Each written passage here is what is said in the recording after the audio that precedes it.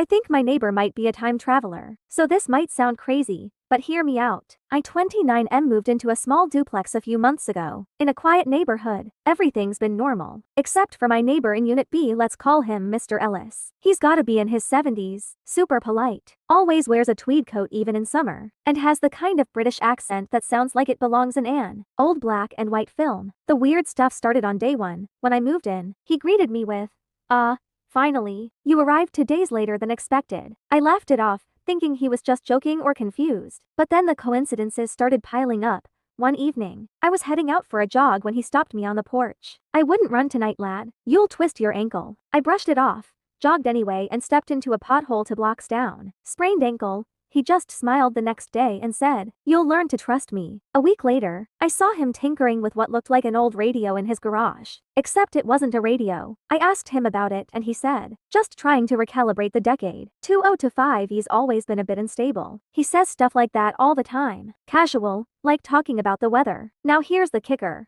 Last weekend, I came home around n from a night out and saw a bright flash coming from his backyard. I peeked through the fence and I swear, there was a full metal structure glowing blue, with a weird humming sound. Looked like something out of a sci-fi movie. And Mr. Ellis? He walked into it holding a pocket watch and disappeared. Next morning, he was back drinking tea on his porch like nothing happened. I finally confronted him yesterday. He just smiled and said, "Time isn't as linear as you think. But don't worry, you're not involved. Yet."